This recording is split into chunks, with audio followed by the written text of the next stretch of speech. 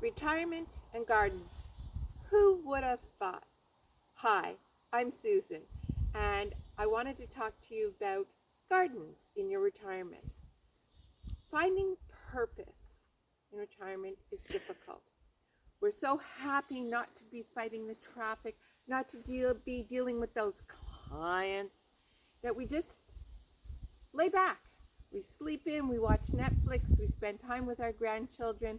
Some of us will travel, and that's, of course, a very meaningful thing. But the rest of us, I don't know, we just sort of mosey along. We go out for lunch, maybe we take up golfing, something I highly recommend. I did, but I'm not doing that anymore. But gardening. Have you thought about gardening? What do you think about when you think about gardening? Do you just simply think about the flowers? Or do you think about the bigger picture? How they fit into your living space, how they provide beauty and movement and fragrance and color. When you're retired, you have a lot of time on your hands. You may not think it. I know so many people said, oh, I'm so busy, I don't know how I had time to work. But when you worked, work was your work. You got up in the morning, got in your car, went to work, worked, came home and had dinner, and that was it. Now you have time to do whatever you want. And maybe gardening isn't what you want, but let's talk about the benefits of gardening. Gardening is good for your mental well-being on so many levels. First of all, being close to nature is always a positive thing. It gives you a sense of continuity, a sense of beauty. There's sometimes fragrances to the plants that brings a calm and soothing sense over your body. I live on 100 acres of forest. I only really have to look after about 2 acres. This is one of our gardens. And this garden is here because, I don't know if you can see it, but over there, and if you can't see it, I'll tell you what it is. It's the lid to the septic bay. So that's a necessity that we have to have, and we have to have access to it. So I planted a garden around it. This rock was already here, so it adds a little bit of texture and dynamic movement to the gardens. But being with gardens is a positive thing. It just makes you feel better. It makes you realize you're part of a bigger picture. It takes your worries and concerns and you pull out the weeds with your frustration and you dig into the ground and you just feel it. And you walk away and you think, yeah, life is good. I'm fine. And that's partly true. But gardens also require that you give them some thought. So you may be on a cold winter day in December or January. If you were here last year in Ontario, you had a lot of those days. And you may go online and say, oh, what's new in the gardening world? And you read and you learn and you think and you go, you know what, I'd like to redo my gardens. Or I'd like to put some gardens in because I would love, these are mallow, by the way. These are an old plant. I'm just telling you that because I'm sure some of you are asking. And you think, I want to do something different. I want to have a garden that speaks about how I feel about the world. I want something dynamic. I want something calm. Yes, I want calm. But that's what it's all about. It's about you thinking about things. And that's so important when we retire because it's really, really easy to just let days drift. We think that by going to the grocery store and reading the paper that we're doing something meaningful. And it is meaningful. It's also necessary. But working in your garden is an essential that you have to put some energy into. You know, you have to think about it. You have to say, today I'm going out in the garden and I'm going to dig up an area and I'm going to fill it with roses, or I'm going to fill it with daylilies. I have a garden full of daylilies. In the spring it's irises, and then they die back and I've got daylilies. So that kind of thinking, that kind of planning, that kind of physical energy that you're expending, it's all good. You did it when you were working, but now you're going to see very different results. And you're going to see almost what you would call immediate results. When the plants start breaking through the ground, you go, yes! So why not think of gardening as something to do in your retirement, whether you're recently retired or a little bit older? The other thing you want to think about with respect to gardening is flexibility. I'm sitting here on a rock. It's not real comfortable, but if you look at some of my shorts, you see that we do a little bit of movement. And you do the movement for the garden, and the garden gives you movement.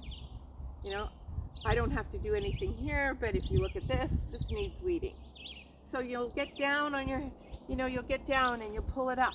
And you'll do this as you pull all these wretched weeds out of the garden. And you're doing that up-down movement.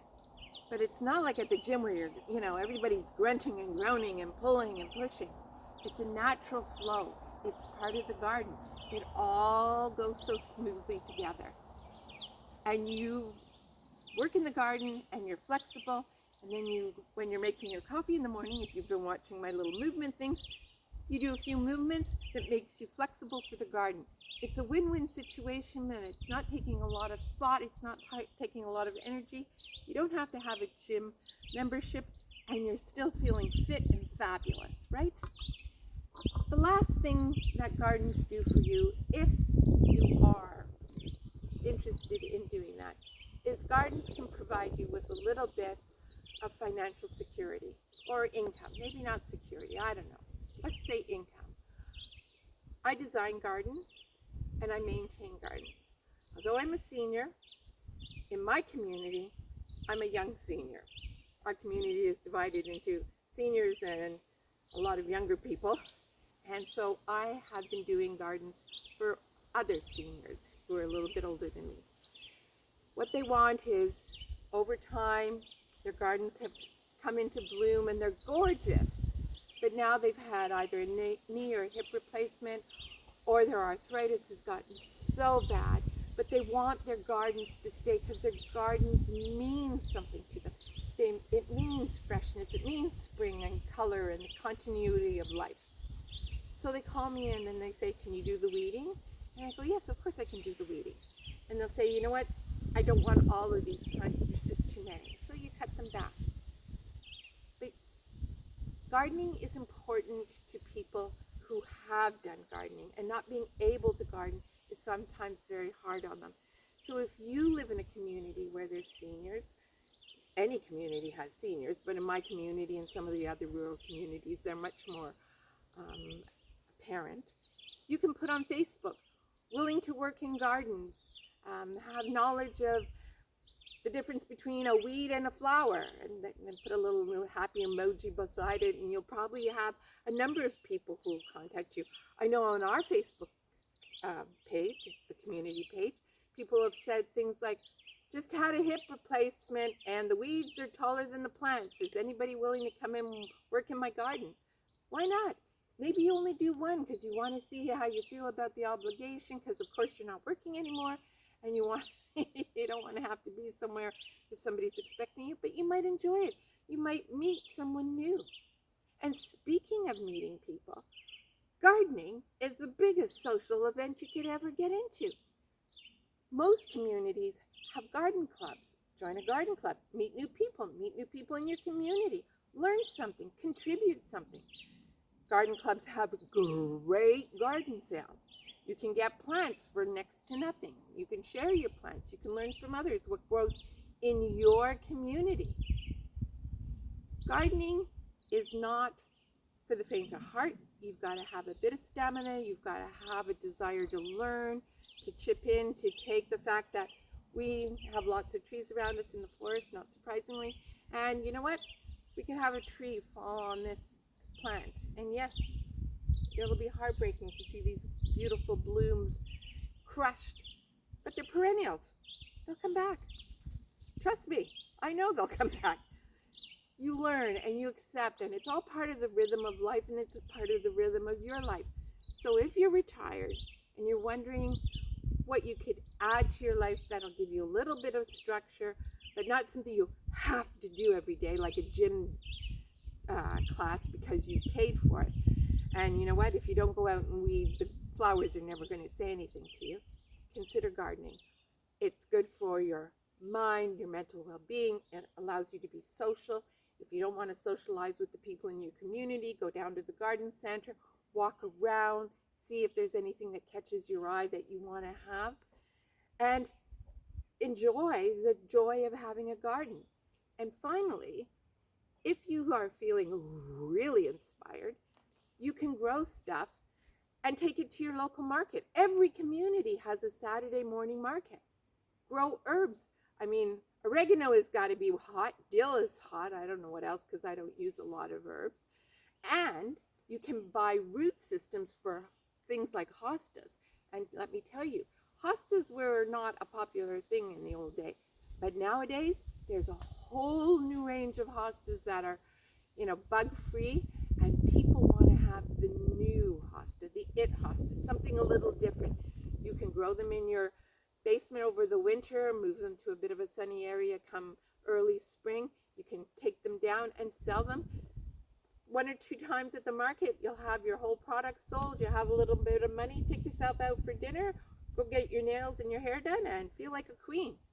You are the queen of your garden. I hope you'll think about taking up gardening in your retirement. It's a healthy, happy, and flexible thing to do.